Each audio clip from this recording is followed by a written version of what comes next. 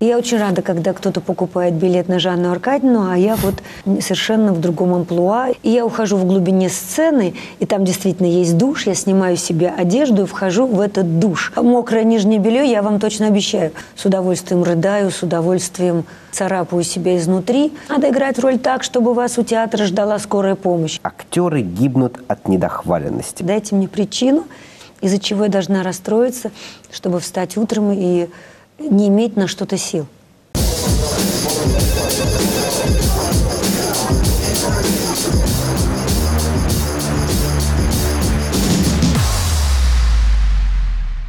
Здравствуйте! Сегодня в гостях у программы «Час пик» актриса театра и кино, телеведущая, заслуженная артистка России Ольга Прокофьева. Здравствуйте! Здравствуйте! А еще вы сами себя называете ветераном антрепризного движения. У вас на сайте я прочитал. Вот давайте с антрепризы и начнем. А точнее, позвольте мне процитировать Чарльтона Хестона. Он писал: «Подмостки – это отечество актера, и нужно все время продлевать паспорт, чтобы не лишиться гражданства». А в антрепризе актер – это скорее гражданин мира или человек вообще без гражданства? Знаете, я сейчас очень благодарна журналу «Театрал», который, у него каждый год конкурс есть на звезду театрала. Ваш покорный слуга даже является их призером, да. Поэтому, вы знаете, они в этом году даже объединили театральные спектакли государственных учреждений театра с антрепризными. То есть как бы зритель уже не разделяет, актер играет в антрепризном спектакле или же на подмостках профессиональной какой-нибудь академической сцены, поэтому выбирает вот просто из... И в этом был какой-то для меня и политический, и в то же время очень правильный ход, потому что вот вы сейчас начали, а как в антрепризе? И я вместе с журналом «Театрал» очень порадовалась, потому что я очень хочу это не разделять, потому что, как и в Большом академическом театре можно увидеть слабую постановку, хотя она не делалась как слабая, просто так сошли звезды, так и в антрепризе бывает очень яркая, очень талантливая, очень знаковая, так и бывают слабые спектакли. Поэтому вот как-то отвечать на вопрос, антрепризное это или не антрепризное, можно обобщить и просто ответить как бы на этот вопрос просто как о театре. Но обычно, сколько я читал статей о театре, всегда говорят, антреприза – это беда театра. Актеры там только зарабатывают, пьесы легкие такие, знаете, театральные ситкомы. И не хватает в них глубины, что ли. Сейчас это не так. Я знаю, что у вас, например, был Островский в качестве антрепризы. Да, я могу гордиться своими антрепризными спектаклями, возьму на себя такую смелость. У меня, да, было 2 Островских, сейчас 1. У меня был Теннесси Уильямс, у меня такой Мира Гаврон, это такой сербский значит, вот, писатель, драматург, у которого есть свои фестивали на родине, он такая знаковая фигура. Потом у меня Арбузов в антрепризе, Гуркин, можно сказать, наш классик. Поэтому я горжусь теми авторами, которые в моих существуют антрепризах. Сейчас ваша покорная слуга как сказать, прикоснулась к Вуди Аллену. Мы выпустили спектакль «Остров заблудших душ», значит, по пьесе Вуди Аллена «Централ Парк Вест». Поэтому сказать, что это авторы антрепризного движения, я так не скажу, потому что сейчас продюсеры тоже очень достаточно одаренные, талантливые люди, которые с образованием, которые тоже прекрасно понимают, что нужно брать, и, в общем-то, где-то не просто увеселительные брать пьесы, хотя они существуют, и, слава богу, и в театрах академических. Вы можете, Никита, вспомнить номер 13 в Амхате. Просто да. Самый хит их комедийный спектакль. Клуни, по-моему, автор, который, как бы, автор считается очень легкий, как бы комедия положений, что кто-то прячется, кто-то кого-то за кого-то выдает, но это шло в Мамхате. И, по-моему, сейчас какая-то 2-я редакция, по-моему, до сих пор у них идет. Поэтому, конечно же, есть и то, и в антрепризном движении, и в академических театрах. Поэтому, да, к сожалению, продукты иногда по стране путешествуют не очень качественные, но тут я призываю даже прокатчиков быть более бдительными и очень серьезно отсматривать материал и не пускать в свои города на рынке материал, который им кажется, пусть даже для них вкусово, кажется недостойным их зрителя, их региона. А «Вишневый сад» — это антреприза или это в Маяковском? Вы знаете, этот спектакль, к сожалению, не вышел. Он репетировал сейчас в театре Маяковского. Леонид Ефимович Хейфиц, к сожалению, приболел, и премьера его приостановлена в прошлом сезоне. Леонид Ефимович сейчас как бы не очень, скажем так, хорошо себя чувствует. Ему 85 лет мы отпраздновали в прошлом году. Поэтому, как сказать, работа над этим спектаклем приостановлена, и никакого другого режиссера, который именно сейчас бы поставил «Вишневый сад», видно, театр Маяковского не видит. Мне понравились ваши слова о нем.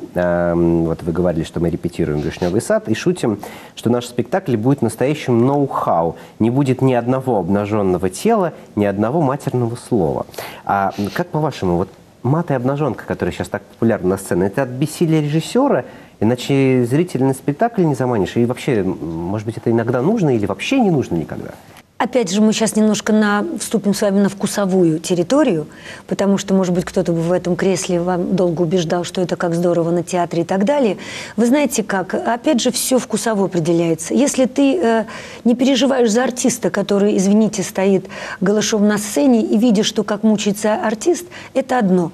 А когда ты смотришь спектакль, включаешься, заинтересовываешься, потом включаешься в него, начинаешь сопереживать, и вдруг появляются герои обнаженные, ты уже не видишь их как артистов. Для тебя это герои, которые вот так существуют, и уже только видишь их героев, что вот они в таком ситуации появились вот в обнаженном виде. И тогда не возникает вот этого вот ужасного чувства, когда стыдно за артиста, и сам артист мучается на сцене. Поэтому, конечно, мой комментарий, он ироничный, но, с другой стороны, да, были последние «Вишневые сады», где, да, начиналось очень смешно именно или с обнаженных тел, или обязательно кто-то там кого-то домогается обязательно за этим бедным шкафом. Вот, поэтому вот у Хейфица этого нет. Он идет в глубину человеческих отношений, его интересует только человеческая душа. Он расцарапывает нам всем души, чтобы именно поговорить о душе, об этих людях, что же с ними так происходит с ними в этот момент. По верхам он не идет. Поэтому, да, это комментарий ироничный, но действительно верный. Леонид Ефимович никого не раздевает, его не интересует это. Его интересует в пьесах, которые он берет уже в своем возрасте, только духовная жизнь персонажей. Если бы вам предложили и объяснили необходимость, есть какие-то у вас вот рамки, границы в этом, если нужно было бы? Да, конечно, они есть. Это, конечно, надо очень убедить. Но сейчас вы как будто знали, чтобы это спросить. Как раз у Вуди Аллена, когда моя героиня говорит там персонажам: «Я пойду приму душ», и, значит, к моему возвращению, чтобы вашего духа здесь не было. И я ухожу в глубине сцены, и там действительно есть душ, я снимаю себе одежду и вхожу в этот душ. И играет мой только силуэт, играет моя фигура. Так я вот спиной как будто там принимаю душ, на переднем плане происходит другое действие. Но, конечно же, я в таком телесном костюме, который только как бы подчеркивает мою фигуру, но костюм телесный, и как бы зритель догадывается, что как бы я разделась и обнаженная вошла в душ. Вот такое я позволила сейчас сделать над собой режиссеру, поскольку это в глубине, это силуэт, это именно, надеюсь, что это как-то эстетично, потому что это вот такой намек на то, что связывает все действие вокруг. Да, так что вот на своем возрастном витке я тоже вступила в эту воду, снимаю себе одежду, иду в душ, но я, если так раскрывать тайны, я в таком телесном костюме, который просто подчеркивает фигуру и ощущение голого силуэта. Ну, даже подчеркивать фигуру, пусть это и костюм, все равно эту фигуру надо сохранять. Вы действительно прекрасно выглядите. Спасибо. Как? Есть рецепт какой-то? У меня самая сложная и самая дешевая диета.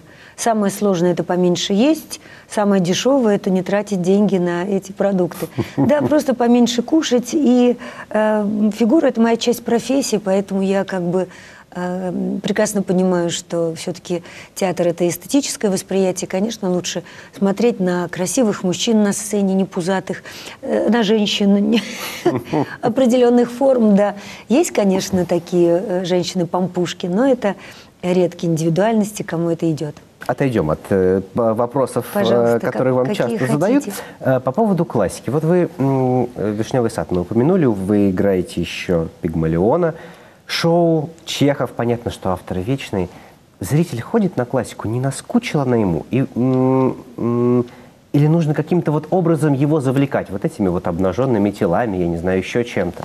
Да, тут нет однозначного вопроса. Каждый, да, нажимает на свои какие-то механизмы, себе подпорки устанавливает. У кого-то смысл режиссуры в этом. Но тут зритель, правильно вы сказали, он очень избирателен. Вы назвали произведение и шоу, и вот Миллера я играю на филиале. Это опять постановка Леонида Ефимовича Хейфица, который очень-очень долго выбирает пьесу и выбирает только то, что действительно ему интересно уже в его, как я сказала, возрасте ставить, на какую тему он хочет поговорить. Даже он всегда сомневается, даже он трепетно, как сказать, ждет премьеры, отзовется ли зритель на то, что идет. Ну вот, вы знаете, нет... Это вечная история. «Пигмалион» у нас самый кассовый спектакль сейчас в театре Маяковского. «Миллер» на филиале тоже очень глубокая история, тоже которую зритель очень-очень оценил. Как вам сказать? Каждый раз берешь, когда автора, всегда задумываешься, актуально ли это, будет ли интересно. Но вот мы пока попадаем. Недавно мы разговаривали с переводчиком, очень интересный переводчик, Григорий Кружков, и я спросил его, вот смотрите, например, Шекспир, сколько раз его переводили? Есть ли что-то лучше, чем перевод Пастернака? И он сказал, что каждый раз, когда переводят Шекспира, что-то новое, да, можно в него привнести. А что нового в вашем, например, «Пигмалионе»? Вот как-то по-другому посмотрели на шоу? Да, но у всех, конечно, эта пьеса ассоциируется с «Моей прекрасной леди». Это с такой легкой голливудской историей, где, значит, обязательно все заканчивается хорошо, они влюблены, они вместе и так далее. Но в пьесе Бернарда Шоу совершенно все другое. И было там у него большое письмо господам артистам и режиссеру очень внимательно отнестись к финалу, что он не написал лав-сторию, там этого у него нет. Он именно пишет об этом мезальянсе, о том, что не может произойти в жизни. И у Хейфица именно такой финал. Наши герои, они не вместе, и этого не может быть. У Хиггинса совершенно другой склад ума, другой характер, другой его социальный статус. Значит, у героини другое. И у Шоу нет love story, у него нет этого финала. И у нас действительно все заканчивается с большим знаком вопроса, и они не вместе. Только дома зритель может что-то еще для себя дофантазировать или проанализировать. Поэтому, конечно, у нас шоу свой, и перевод, конечно, есть у пьесы переводчик свой, но какие-то вещи обсуждаются, более уточняются, потому что сейчас его есть величество интернет. Вот мне кажется, что что-то где-то, юмор здесь не точный. Я набираю это, гуглю в интернете, мне там 4-5 перевод этой фразы возникает. И, конечно же, есть более точный, более хлесткий перевод этой фразы, и я к этому обращаюсь и заменяю иногда автора текст более репризной, если в данном случае есть реприза, более репризной, точной фразой. В соавторстве? В соавторстве, чуть-чуть. но это не стихи, слава богу, поэтому тут можно чуть-чуть себе позволить такую вольность, потому что синонимов много, и я думаю, что ни один переводчик к какому-то синониму сильно будет придираться. Я в одном из интервью читал, что вас называли соавтором в каком-то... Ну да, уже опять Леонид Ефимович, вы последний. Просто соавтором, но не перевода, естественно. Просто я закончила режиссерский факультет, иногда журналисты даже это путают. У нас при режиссерском факультете была актерская группа. Но поскольку мастер один, он набирал и режиссерскую группу, и актерскую. И мы учились на режиссерском факультете, но в актерской группе. Но мы присутствовали на всех занятиях, поскольку режиссеры, обучаемые с нами, проводили все свои эксперименты. Мы посещали все их занятия, и все разборы их этюдов происходили во время нас. Поэтому, если ты хотел чему-то научиться в этот момент, это можно было сделать. Поэтому мы, конечно, немножко загруженным какими-то режиссерскими занятиями, их, как сказать, теми лекциями, которые проводились для режиссеров. Поэтому, конечно же, я сочинять люблю очень сама свои персонажи. И иногда приносила что-то Леониду Ефимовичу, и что-то он утвердил, даже много чего утвердил из того, что принесла я. И он нигде не кичится, не говорит, что это его. Он, наоборот, говорит: я благодарен тебе, Прокофьеву, что ты вот это сделала так, меня убедило, что это должно быть так, но я не присваиваю здесь никогда славу, потому что я обожаю очень режиссера, лидера, выдающихся режиссеров, с которыми мне пришлось работать. Я люблю быть, как сказать, на подхвате, в соавторстве. Если вдруг я иду за личностью очень интересной, у меня и фантазия работает больше. А никогда не хотелось взять в руки перо и стать не соавтором, а полноценным автором? Актеры, актрисы часто пишут книги, не знаю, мемуары, может быть, художественные. Дай бог. Значит, нужно как-то подойти к этому тоже, как я говорю, витку, потому что это надо написать что-то стоящее, что человека немножко заставит это прочитать. Нет, не готова я сейчас к модному веянию, как писание своих книжек. Меня еще спрашивают, не готова ли я заняться режиссурой. Нет, я считаю, моя профессия бездонная, и я хочу там, пока сейчас открывать какие-то всякие ее уголки, в ней больше купаться и так далее, и быть в соавторстве. По поводу бездонной профессии у Слонимского есть цитат: «Хорошему актеру не мешает даже блестящий режиссерский замысел». Когда-нибудь мешал блестящий режиссерский замысел вам? Блестящий нет, никогда. А не блестящий? Не блестящий, да. Ну, что делать? Компромисс тоже имеет отношение к нашей профессии. Я больше сталкивалась это в кино, когда вдруг режиссер той или иной картины или сериала оказывался немножко в чем-то беспомощный, или ему, как сказать, не хватало охватить все. И, конечно, тут тогда, наверное, как у Моэма в его романе «Театр», когда, боже мой, какой вы великий, какой замечательный, но я вот тут подправила, вот тут и решила сыграть вот так. То есть вот ищешь компромисс, заворачиваешь всех, такая у нас есть фраза, в кокон добра, все равно даже как-то вносить свои поправки или какую-то свою гнуть линию нужно все равно в доброй атмосфере. Все равно нужно не указывать, что вы не правы и вы там это. То есть на ком-то самоутверждаться я уже давно этого не делаю. Я считаю, что это удел не очень умных людей все время на ком-то утверждаться. Надо, как сказать, создать атмосферу какую-то творческую, добрую, и тогда уже можно с человеком, когда он в добре, можно уже, как сказать, немножко гнуть свою, в самом хорошем смысле, эту свою линию. Мы говорили о «Пигмалионе», вы сказали, да, что обратились к тому, как это шоу написал, такой чуть более драматичный подход. А я вспомнил о том, что «Вишневый сад» — это же комедия, как Чехов писал. Вот ваш «Вишневый сад», который, к сожалению, пока не вышел, он поставлен именно по-чеховски, как комедия. И что вам ближе, драма или комедия? Вы знаете, я не знаю, как будет поставлен этот «Вишневый сад». Очень надеюсь, что он будет поставлен. Потому что Леонид Ефимович, он не репетирует ничто, как комедию. Это уже, как сказать, автор потом через Хейфица пробирается, как я шутила тоже, и шоу все равно продрался через Хейфица в самом, опять, хорошем смысле этого слова, потому что если бы мы уже шоу ставили как шоу, так в кавычках, то, наверное, какую-то глубину потеряли. А вот через глубину то, что делал Хейфиц, уже вот эта вот ироничная интонация шоу прорвалась. У Чехова она тоже есть. Но не обязательно надо все время: товарищи, это комедия, ставим комедию. Нет, надо докопаться до сути. А автор сам потом талантливые фразы, они вдруг сами начинают потом звучать талантливо. Вот как-то вот к такому определению, наверное, я пришла уже вот к своему какому-то вот этому витку, как я люблю повторять. Что вам ближе, драма или комедия? Вы знаете, все, люблю, обожаю. Сейчас очень рада, что у меня есть драматические роли, одна трагическая даже есть роль. Обожаю их, с удовольствием рыдаю, с удовольствием, в самом хорошем опять смысле этого слова, как сказать, царапаю себя изнутри. День отдыхаю, понимаю, так надо что-то сыграть очень веселенькое, надо со зрителем устроить веселый вечер. Опять проходит какая-то комедия, опять с удовольствием ныряю в какую-то драму. Это диапазон, которому тоже нас учили учителя в институте, Гончаров. В нас должно быть много всего, и чем, как Гончаров говорил, больше молодцов у тебя внутри, вот, тем, как сказать, актер, наверное, талантливее это. Вот я стараюсь в своей профессии расширять свой диапазон. И очень рада, что меня в регионах встречают как артистку сериала «Моя прекрасная няня», поскольку он мистический, он до сих пор не сходит с экрана, он переходит с канала на канал. И обязательно я встречаю людей: мы вчера смотрели серию. Говорю: подождите, как вчера? Это было столько лет назад. Да, один на одном канале заканчивается, начинается в другом, и так уже более 10 лет. У него такая жизнь и судьба.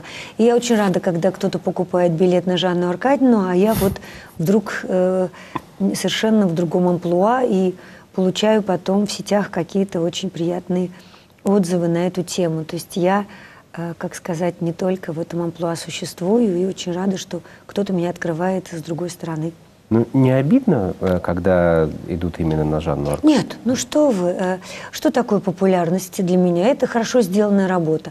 Значит, вот даже в рамках ситкома, незатейливого этого формата, мы сейчас не будем это говорить как о каком-то моем очень в искусстве оставленном следе, да. Но в рамках ситкома это была хорошо, крепко сделанная работа, которая вот понравилась миллионной аудитории телезрителей, и благодаря ей я приобрела эту популярность, и сейчас она мне очень помогает, эта популярность, я очень благодарна этой тетеньке, вот, я с ней дружу, потому что все время говорит: ой, вы такая, вы, Жанна Аркадьевна, вы такая. Я говорю: я все ей передам, все, какая она, передам, все передам ей. Обязательно говорите, говорите, я все запоминаю. А, кстати, правда, что вы еще в самом начале съемок знали, как закончится сериал? «Моя прекрасная няня»? Да. Ну, это же калька американская, он там уже и закончился, это же Sony Pictures Production, это все уже история, которая у них случилась, и самые свои качественные рейтинговые сериалы они продают по миру, есть и греческая няня, и турецкая, и аргентинская, то есть этот сериал идет во многих странах, адаптированный. И в каждой есть своя Жанна Аркадьевна? Да, но какой-то у них был свой, сейчас опять похвастаюсь, рейтинг, то ли у Sony Pictures, и они из лучших Жанны Аркадьевны выбрали меня. Да, и мой образ понравился больше всего, моя тетка. Вот, кто-то мне передавал такие вот опросы социальные, скажем так. А был момент, когда вы поняли, что проснулись знаменитостью? Вот сейчас. Да, красивая фраза, да. Не знаю, как это происходит, когда ты в работе, ты не замечаешь, только вдруг, если кто тебя схватит за руку на улице, или вдруг дети начинают вокруг тебя скакать, сначала не понимаешь, почему, потом: ах да, я же снимаюсь сейчас в сериале. Не знаю, на утро, не на утро, но это очень приятное чувство, когда там ты 10-15 серий, 20 снимаешься, не понимаешь, как это будет, в корзину ли это, потому что это тоже большой труд, и вдруг, если сериал так незаметно пройдет, конечно, артисту грустно, а тут вдруг не проходит, и вдруг появляются зрители, и вдруг поклонники, и понимаешь, что ты работаешь, еще это нравится. Да, это чувство приятное, что кто-то оценил твою работу, и от этого появляются крылья, хочется что-то больше делать. Да? Ну, понятно, что прошло уже время после сериала, а в тот момент, когда снимались, не было такого страха, но вот стать заложницей этого образа. Шурик, да, заложник этого образа. А вы не думали, что это может, ну не то что поставить крест, но вот придется играть всегда Жанну Аркадьевну? Да, я поняла этот вопрос. В том плане, что, знаете, как артист все время, когда идет в сериал длинный, и понимаешь, что если он сложится, он в любом случае будет заложником, если это понравится зрителям и так далее. Но я больше это называю визитной карточкой, потому что, как вы правильно сказали, Шурик, как у Наташи Гундаревой «Сладкая женщина», у Женечки Симоновой «Обыкновенное чудо». После этого актрисы сделали грандиозные работы, просто оскароносные для меня в нашем кинематографе. И, как сказать, ну вот так народ сам выбирает визитную карточку для артиста. У меня это появилось, потому что сериал долго шел, еще идет, и серий много. Да, я вот как-то с визитной карточкой Жанны Аркадьевны, мне нет, не обидно. Я трудилась честно над этой ролью, что-то у меня есть другое, но это вот зритель делает такую. А, конечно, приглашали режиссеры именно на такие роли. Где-то отказалась, где-то что-то продублировала, но чуть изменила, естественно. Но в любом случае, если режиссер талантливый, он видит, что у артистки есть и другие грани, и как бы можно ее не только в этом качестве эксплуатировать. Поэтому, конечно, была более избирательной, но нет, наоборот, очень много читала. Спасибо журналистам, что пишут, что Прокофьева не стала заложницей. Много-много отмечают работы, театральных работ, где никакого отношения даже интонации ни одной они не смогли прочитать из моей героини. Это приятные комплименты. И кино, да, я читал больше 40 Приятно. фильмов у вас. Дай да. бог. По поводу учебы. Вы учились в ГИТИСе, вот ваш тоже из интервью цитат. «Мои замечательные педагоги в ГИТИСе Марк Анатольевич Захаров и Андрей Александрович Гончаров учили, как нужно приводить себя в творческое состояние, не обращая внимания ни на усталость, ни на далекие от идеала условия работы». Так как нужно себя приводить в творческое состояние? Поделитесь секретом от мэтров. Да, но это, можно сказать, более актерская кухня, о которой не любят артисты говорить, потому что это непонятно где происходит, в какой момент ты вдруг подсобираешься. Но есть какие-то уже такие более сложные у меня роли, как «Дядюшкин сон» и Марью Санну Москалеву играю. Вот это, конечно, такой спектакль для меня на выживании. Она практически ни на секунду не сходит 3 часа со сцены. Это прекрасно монологами Достоевского говорит, как сказать, очень много. И поэтому, конечно, в этот день я стараюсь, конечно, себя чуть-чуть поберечь, чтобы не устать физически, потому что там и физически очень много носишься на сцене. Я в этот день уже устанавливаю какой-то более щадящий для себя режим. Есть спектакли, где достаточно часа, чтобы не подсобраться и сыграть ту или иную историю. Где-то 2 часа, и я могу с утра также трудиться сколько надо, там на съемочной площадке, репетировать целый день и так далее. Но как этот процесс происходит, когда эта химия, вот, она такая индивидуальная, ну что вот даже, не знаю сказать, ну, некоторым артисткам, чтобы влезть в какое-то красивое платье, может быть, надо даже день поголодать, вечером не поужинать, но это вот все такая какая-то кухня собирательная, вот глубоко драматическая у меня роль. Я хочу меньше в этот день общаться, я стараюсь минимизировать свое общение, потому что это мне какую-то мою такую определенную собранность. Но это вот, правда, Никита, я вам не расскажу, это очень такая кухня. А когда вот репетируешь роли, и ответ к вопросу, я не знаю, я иногда готовлю салат и могу вдруг понять, боже мой, так вот эту сцену нужно так решать. Могу идти по улице, или где-то замерзнуть, я не знаю, и так далее. И именно тогда приходит... Или вдруг какая-то бессонница в 4 утра начинает мучить, и начинаешь разбирать какой-то монолог, его крутить в голове, и вдруг думаешь, господи, это только вот так. Это вот непредсказуемо. Единственное, чему научил Марк Анатольевич, светлая память, к сожалению, вот только что он ушел из жизни. Это просто больше думать об этой профессии, когда угодно. То есть не только приходить, так, я уже на репетиции, так, кто я? И я думаю об этом сейчас на репетиции. Нет, ты вышел с репетиции, но ты постоянно думаешь. Ты идешь по улице, ты постоянно думаешь, почему это так, а это так.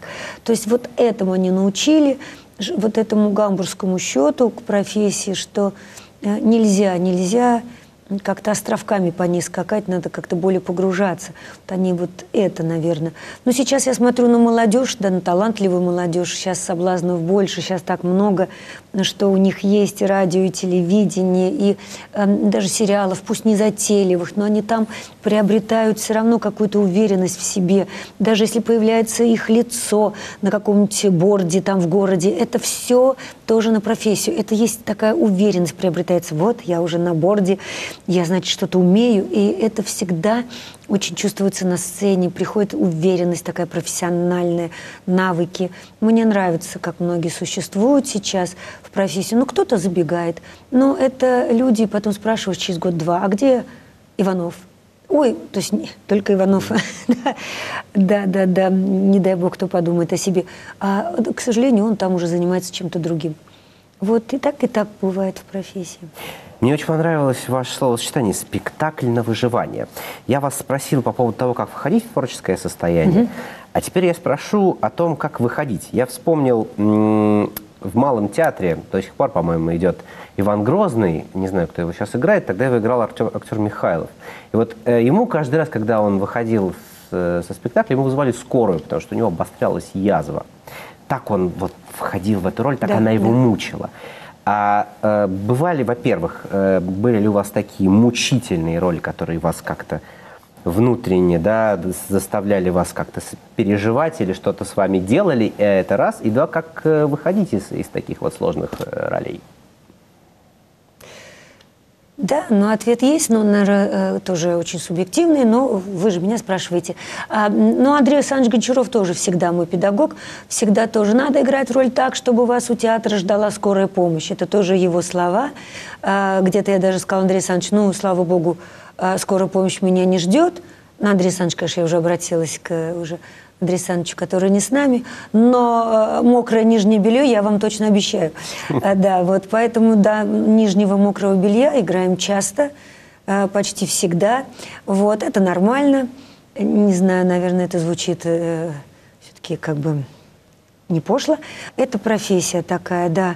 У меня тоже вот этот спектакль «Все мои сыновья», где я играю очень глубоко драматическую роль, в спектакле «Трагический конец». Вот, поэтому я тоже сразу не могу выйти из этого состояния, потому что, конечно, хочется куда-то забиться в уголок, чтобы тебя никто не трогал. Но, слава богу, уже понимаешь, что это роль. Психика твоя тоже очень это понимает, она не дает тебе, как сказать, сходить с ума. Но какие-то я ее все-таки релакс устраиваю. Я иду рядом в любимый магазинчик после спектакля, отвлекаюсь, покупаю какие-то продуктики там, возвращаюсь к машине обратно, потом только сажусь за руль, еду из филиала к себе домой по какой-нибудь красивой улице. Где-то проще, где-то уже спектакли, которые по 8-10 лет играешь, по 5, уже полегче выскакиваешь из этого состояния. Это тоже какая-то такая очень актерская кухня, да, но она имеет место быть, да, и давленица может скакануть, но не у меня, я как бы, слава богу, пока этим не страдаю, но, как сказать, утром можно почувствовать, что ты вчера, в общем-то, где-то сильно затратился. Но это не ропщу ни в коем деле, это добровольная каторга. Есть такое еще артиста словосочетание, и это нормально. Нормально. Еще одну вашу цитату приведу. Есть неинтересные роли, есть женщины, которых я не играю принципиально. Я по-другому, извините, не могу сказать. Это грубое слово, но литературное. Ублюдочные персонажи. Объясните нам, кто же такие ублюдочные персонажи, и бывало ли, что приходилось таких играть? Читаешь, вот кажется, то слово, которое вы озвучили, да, но потом ты видишь, что в конце все-таки драматург или сценарист вырулил на какую-то другую ее, как сказать, судьбоносную историю в конце. То есть ее можно оправдать за ее все поступки. Тогда я берусь за это. А есть, к сожалению, такие наброски обычно у сценаристов, больше не у драматургов. Драматурги все-таки побольше работают, мне кажется, над своими произведениями. А сценаристы, ну, что делать? Есть производство. Сказали написать сериал там за месяц. Вот что-то такое иногда бывает, по верхам бывает. И вдруг какую-то мне приглашают опять сыграть женщину с отрицательными чертами характера. Я читаю, я не вижу ее оправдания. Я вижу, что это схема. Набросал сценарист схему. Во-первых, разговаривает совершенно не русским языком человек, а уже невозможно в наше время, когда молодежь и так не может иногда связать слова в предложении, очень короткими фразами разговаривает. Это где-то цитату я прочитала у одного хорошего педагога. Чем вы занимаетесь с учениками на уроках литературы в 9, 10, 11 классе? Я учу их разговаривать предложениями. То есть вот до того наш иногда язык затрепан. И тут читаешь, она одноклеточно разговаривает, она совершает поступки, которым вот я до конца сценария не вижу оправданий. Я вижу, что сценарист схалтурил, нарисовал такую схему, чтобы бороться кому-то из положительных героев с какими-то ветряными мельницами. И выписан поверхностный персонаж, который ничто никуда не выруливает, сам к концу сериала не приобретает человеческое лицо, судьба как-то его не так уж не бьет, чтобы он потом все-таки очеловечился. И приходится вот от таких отказываться, от схем. И для меня это просто вот такие ублюдки, которые предают детей, которые бросают их там в каких-то детских домах, изменяют мужьям, уничтожают родственников. И вот дальше сценарист бросает эту линию, просто ведет по ним главных персонажей, там, положительных героев. И я не вижу выхода, и для меня это просто схема, такой выписан ублюдок, нет ему оправдания. Зачем он живет на этом свете, и мне он не интересен. Я не могу донести до зрителя эту боль, за что он так истязает близких, за что он так не любит своих детей. Что-то должно случиться, чтобы он очеловечился и упал в ноги к своим детям и было это великое прозрение. А если это воспоминание нет, мне не интересно эту схему играть. Схема, я понимаю, а вот негативные персонажи. Вам нравится играть нехороших людей, даже если у них есть мотивация для этого? Да, которых можно оправдать с удовольствием. Даже Сергей Жигунов все время на «Моей прекрасной няне» за мной говорил: Прокофьева, везет тебе, вот ты играешь отрицательного персонажа, она может быть такой, и трогательный, и это. А как положительный герой, вот он положительный. Вот чтобы мне он красок, говорит, у меня мало. А ты можешь тут и погневаться, и покричать, и это, что не свойственно положительному герою. И я говорю: Сереж, не совсем с тобой согласна, но все-таки палитра у отрицательного персонажа, она богаче. Действительно, можно где-то и разрыдаться, когда тебя обидели, вдруг он становится человеком трогательным, и тут же опять пойти и сделать какую-то маленькую гадость, все в духе отрицательного персонажа. Да, они более яркие, и если их грамотно сочинять, они получаются, и что зритель начинает им и сопереживать, не только говорить «фу-фу-фу». И тебе говорят: фу, какая Прокофьева, фу, какую сыграла роль. Нет, она становится трогательной, ты ее оправдываешь, и он вдруг, отрицательный персонаж, становится тоже симпатичным зрителю. О сериалах заговорили. «Няня» же не единственный ваш сериал. Да. Расскажите о каком-нибудь сериале, который вам, может быть, ближе всего после нее оказался. Один из последних, наверное, был «Бумеранг». Он где-то серии 16. Именно была та женщина, которая подавляла своей любовью и мужа, и дочь. И знала только она, как правильно жить, как правильно поступать. И как бы ей казалось, что она делает так добро, на самом деле она просто уничтожала своих близких, подавляла своим авторитетом, своим интеллектом, своим количеством своей любви, и кроме страданий ее ближний круг ничего не испытывал. Хотя она испытывала ко всем любовь и желала только добра, но только так, как видит она, и так далее. Вот так, что бывает часто, кстати, в нашей жизни. Такая женщина мне была интересна, хотя она совершала очень много поступков более чем плохих. По поводу кино. 40 фильмов. В Википедии о вас написано. Там очень большой список. Я многих не знаю. Конечно. Какой-то фильм, который запомнился вам больше всего? Где было сложнее, может быть, всего играть? Скажу честно, люблю все. Там есть знаковые какие-то картины, но у меня настолько там маленький эпизод. Но я шла или была знакома с режиссером, или же, как сказать, компания очень хорошая, где не стыдно прям совсем в маленьком эпизоде сняться. Это тоже меня приучили педагоги, что не то, что нет маленьких ролей, но в любом случае где-то не зазорно даже сыграть небольшую роль. Я обожаю Андрея Шпая. Там какие-то в его фильмах я играла очень симпатичные роли, где-то поменьше, но для меня в любой роли пригласил бы меня Шпай, я пойду сниматься, потому что это режиссер, которого, во-первых, дружу с этой семьей, а во-вторых, просто люблю все, что он делает, как он относится к жизни, к профессии, как он существует. Просто какие-то для меня знаковые люди, учителя. Поэтому за все работы не стыдно, но они есть менее удачные, более удачные. Душа вложена в какие-то больше, в какие-то меньше, так уж получилось. Есть еще и производство, когда долго не снимаешься, конечно же, артист должен работать, и вдруг сериал, ты понимаешь, что каких-то открытий в нем не будет, но это будет достойная работа, и актриса, я должна работать. Иногда соглашаюсь на такую работу. Но есть одна категория, где очень слабый сценарий, и еще если какая-то тетенька, как мы говорили, совсем отрицательная, нет ей оправдания, могу себе позволить отказаться. Да. По поводу кино и театра. Я знаю, что вы работали с Кшиштофом Зануси, очень известный польский кинорежиссер. Каково это играть в театре под управлением кинорежиссера? Это сложно, это интересно. В чем эта ценность? Да. И я очень благодарна судьбе, что он меня встретил с таким человеком, мы лично знакомы. Он был на каких-то моих спектаклях в Москве, дал им высокую оценку, я очень благодарна за это ему. Но все равно в театральном спектакле у него для меня оказался немножко киношный взгляд. Какие-то сцены он чуть-чуть для меня решил... чуть-чуть киношно, мне так показалось, насколько я могу позволить себе об этом говорить. Поэтому что-то мы после того, как он уже все поставил и уехал, чуть-чуть мы что-то подправили, поскольку в этом спектакле работают еще мои коллеги, многие. Один из них Валерий Гаркалин, который профессор ГИТИСа, имеет свой курс, ставит свои спектакли на курсе, тоже с очень сильными режиссерскими мозгами, сам ставит спектакли. Но в любом случае... ту интонацию и о чем должен быть спектакль, о этих теплых отношениях и о том, что это должно быть очень чувственно, это именно просил Занусси, и именно это мы в нем сохранили. Мы много ездили по стране, очень много, я знаю это. В чем разница? Какой зритель вам больше нравится, провинциальный или столичный?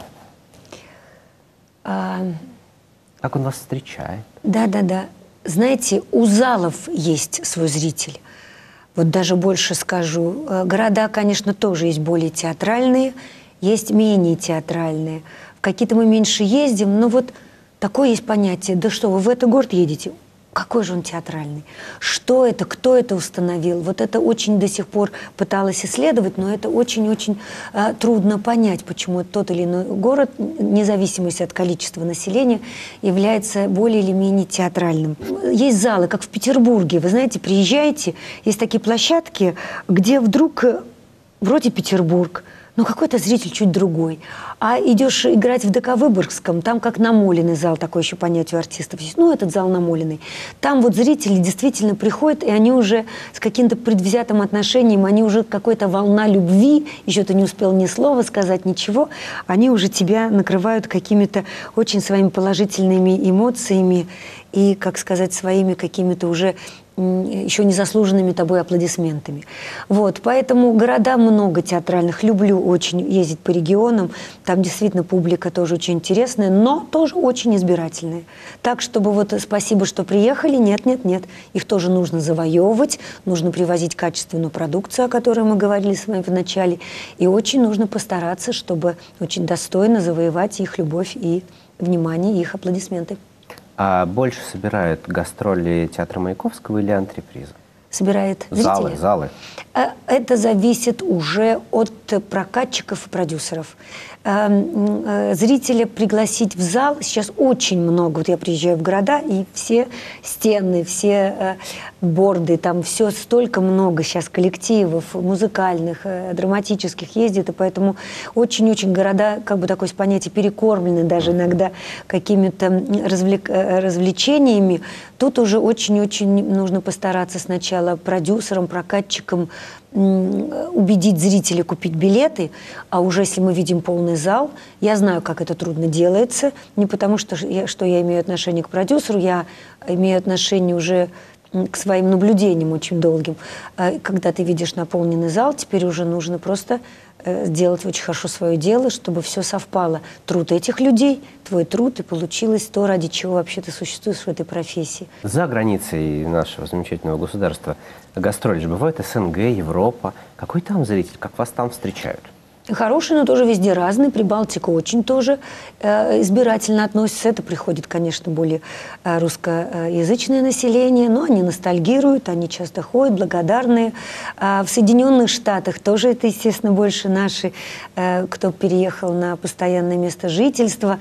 Но они очень любят русское телевидение, они все отсматривают, они всегда в курсе всего, что происходит.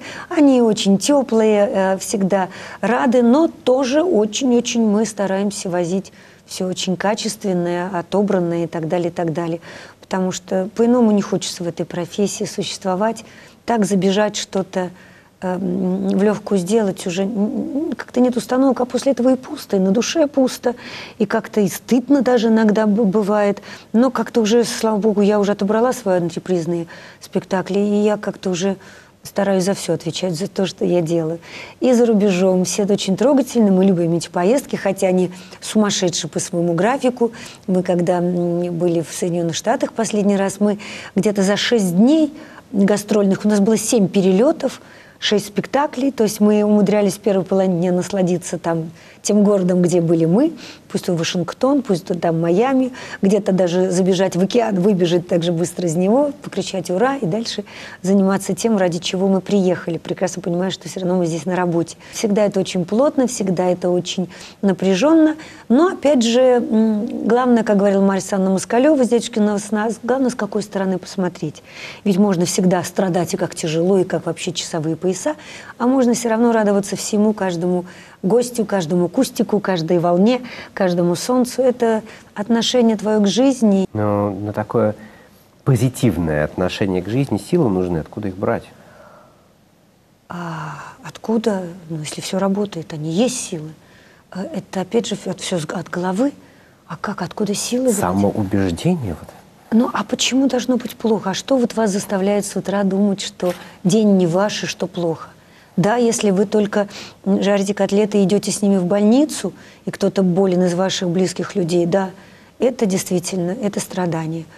А если у своих близких людей все в порядке, они также трудятся, вот, а что тогда, почему я должен уже с утра роптать на сегодняшний день? Что такое может, что такое, что снег пошел или слякоть на улице? Вот на это я должна роптать. Из-за чего я должна расстроиться? Дайте мне причину, из-за чего я должна расстроиться, чтобы встать утром и не иметь на что-то сил. Был такой момент, когда была причина, чтобы роптать? Конечно, конечно, когда болела мама, когда понимал, что с чем-то не можешь справиться, не можешь больше 4 месяцев, мы не могли поставить ей диагноз. И я не поняла, почему я в таком городе с лучшими врачами, и 4 месяца никто не может определить, из-за чего так страдает человек. И поэтому от этого можно просыпаться с плохими мыслями. Но опять же, ты же просыпаешь, ты же можешь куда-то двигаться, ты опять можешь набрать телефон, ты же можешь опять куда-то обращаться за помощью. Да, что-то не получается. Кто-то грубо где-то отвечает, из какой-то больницы даже нас просто жестко ответили нам, что давайте вообще увозите отсюда, и пожилой человек, вообще не хотим за него отвечать. Натыкаешься, когда на человеческое равнодушие, хамство, да, от этого портится настроение. Но это опять же не повод. Значит, надо... Справились тогда? Справились, все хорошо, слава Богу. Слава Богу. Вернемся к актерству. Давайте к профессии. Давайте к профессии. Как хотите. Тяжелый момент. Нет, все нормально. Это не тяжелый момент. Это, как сказать, это с чего наша жизнь состоит. Да, и поэтому я сейчас, наверное, для себя какую-то выбрала такую... Да, печаль в моей жизни есть и радость. И я не хочу, чтобы это было зеброй полосатой. Я хочу, чтобы это шло в моей жизни параллельно. Если мои есть печали, огорчения, если есть какие-то проблемы, пусть они идут сразу рядом с какими-то позитивными ощущениями. Я сказала, установку дала такую, пусть это идет в моей жизни параллельно. Мне не нужно полосы. Пусть это будет каждый день параллельно. Один маленький все-таки семейный вопрос по поводу сына. Ради Бога. Как хватает времени на него? Понятно, гастроли, спектакли, сериалы и так далее, и так далее, и так далее. Он вообще театральный мальчик, знаете, как театральная семья бывает, когда сын за кулисами и так далее. Или наоборот, вы пытаетесь его оградить от всего этого? Нет, особых установок нет. Он в детстве играл в театре Маяковского и в антрепризе у Леонида Трушкина. Как ребенок он был очень востребованный. Потом он подумывал идти в эту профессию. Нет, не пошел. Чем-то начал заниматься, поступил в высшую школу экономики. Но почему-то там тоже решил опять, что это не его. Поступил легко в ГИТИС, но и там почему-то решил, что это не совсем его. Как-то вот у него и забивать гвозди, и доставлять, доучиваться. Я не выбрала такую тактику. Не знаю, жалею до сих пор об этом или нет. Может быть, как говорят дети, потом за что-то говорят спасибо. Но я не стала додавливать его своей женской логикой. Он существует так и живет. Да, видимся, вчера буквально общались. Все, что касается, как сказать... сетевых вещей, например, какого-то у меня там были проблемы какие-то с паролями опять, которые у меня что-то сдвинулись, потому что ко мне сейчас в аэропорту кинулась женщина, которая потеряла свой телефон, и нужно было через мой телефон найти ее телефон, такой поисковой системы. Но для этого нужно было поменять какой-то ID-пароль, которых я не очень понимаю. И, в общем, я это сделала очень не так. Короче говоря, все нужно было бежать к сыну, чтобы он опять все настраивал. Говорит, мама, я понимаю, что ты, наверное, почистила свою карму, помогла женщине, но что ты там натворила в телефоне? Мы вчера занимались 1,5 часа, чтобы все опять налаживать с нуля. Немножко философских, чуть-чуть философских вопросов. Грэм Грин как-то сказал, для актера успех – это всего лишь отсроченный провал. Что вы думаете по поводу этой фразы? И был ли у вас какой-нибудь провал? Поделитесь. Наверное, из этой же области у Кончаловского есть фраза, я где-то ее тоже приводила, мне она очень понравилась, что успех должен отдыхать. Вот, поэтому, если следующая работа твоя не очень удачная, значит, просто успеху нужно немножко отдохнуть. Как у Марка Анатольевича, мой учитель, писал в своей книжке о своих спектаклях. Я ставлю очень хорошие спектакли. Иногда просто хорошие. Вот, но плохих не ставлю.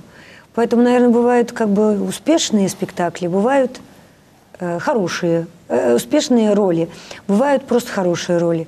Но как-то уже плохих особо вроде не бывает. Хочу по своему учителю, да, как-то жить. Хорошо. Еще одну цитату. Теперь Джон Берримор, американский актер. В 30-е был очень популярный, такие классические роли исполнял. За годы своей работы в театре мало о чем я сожалел больше, чем о том, что я не могу сидеть среди публики и видеть себя. Хотелось бы посмотреть на себя. Вы знаете, это что-то из кухни опять актерской. Я всегда смотрю на себя. Не знаю, что тут срабатывает. Есть же у нас астрологи, есть нумерологи, да, по цифрам, кто судьбу предсказал. Нумеролог, правильно я сказала? Да. Значит, вот это же есть, признанные даже какие-то. Вот я вижу себя со стороны. Я потому что близнец, у меня происходит иногда в самом хорошем смысле раздвоение личности. Это расстройство головного мозга. Господь что-то мне такое, наверное, дал. Вот, поэтому я в это верю, и я могу себя видеть со стороны. Я, когда сочиняю свою роль, играю в ней или репетирую, я могу себя проанализировать, я себя вижу со стороны. Это удивительно. Это только у близнецов, наверное, бывает? Нет, я как-то могу вот через это только это оправдать. Если бы вы спросили, почему, я бы сказала, наверное, потому что я близнец. Один близнец на сцене, другой сидит из зала, смотрит, как все происходит. Есть ли несыгранные роли, которые мечтали? Вот, кого бы хотелось сыграть? Вы знаете, я только в космос отсылаю эти сигналы, что дайте мне ту роль, которую, может быть, даже я не прочитала, не знаю, но дай ее мне, пожалуйста, Господь. Ну, это такие мои разговоры с кем-то там. Вот, поэтому конкретной мечты нет, и это очень печально, когда есть очень конкретная цель, может, кому-то не печально, и она долго не сбывается, и тогда, может быть, вот это уныние и наступает. Я поэтому не ставлю себе такого очень конкретного. Единственное, у меня есть такое размытое, скажем так, пожелание куда-то туда. Хочется очень сыграть человека, который жил на этой земле, какую-то знаковую историческую личность. Пусть то из каких-то королевских кровей или... Хотя у меня такое прикосновение уже было к жене Павла I, я играла его жену Марию Федоровну в одном сериале. Вот я очень хочу, как вот мои коллеги сейчас играют, кто-то уже судьбу Гурченко сыграл, кто-то сыграл каких-то других знаковых актрис наших, Любовь Орлову, хуже, лучше, сейчас мы не об этом. Вот какую-то личность бы я, какого-то дипломатического работника, вот какую-то звезду, может быть, западную, может быть, ученого, вот человека, который ходил, невымышленного персонажа, личность очень сильную хочу. Но опять Господь сейчас услышал мои сигналы, прикоснуться к Вуди Аллену, это было великое счастье, потому что я так гипотетически мечтала, думаю, вот если бы я жила там на Западе, если профсоюз бы пропустил, я бы, конечно, с удовольствием бы, если бы я знала так хорошо язык английский, я бы, конечно, очень мечтала сыграть в фильмах Вуди Аллена. Но поскольку, как сказать, это практически невозможно, вот появилась такая, благодаря Вадиму Дубровицкому, продюсеру и режиссеру этого спектакля, я играю очень сильную личность, очень интересную женщину в его пьесе. И это просто дорогого стоит, потому что очень немного режиссеров берутся за его драматургию. Ну и напоследок давайте по-чеховски пофилософствуем немножко. Приведу цитату знаменитого философа Фридриха Ницше. «Не путайте. Актеры гибнут от недохваленности, обычные люди от недолюбленности». То есть актера не надо любить, его надо только хвалить, да? А человека нужно любить, но не хвалить. Но не хвалить. Ну что, можем поспорить, или, может быть, неточный перевод. С чем мы встретились вот в Вуди Аллена, как он остро писал свои фразы, иногда чуть переводчик более по-своему переводил, и мы опять возвращались к синонимам. Хвалить, любить, да? как говорят, во французском языке вообще нет. Ты мне нравишься, я тебя люблю, это одно и то же. Je t'aime, это типа сказать человеку, я тебя люблю, или ты мне просто нравишься, да? Поэтому тут можно подцепляться в переводе к словам, потому что пока, на сегодняшний день, вот в это самое мгновение могу с вами не согласиться, потому что и то, и другое человеку нужно, чтобы вы постоянно хвалили, и чтобы его, конечно же, любили. Иначе он теряет смысл всего, что он делает.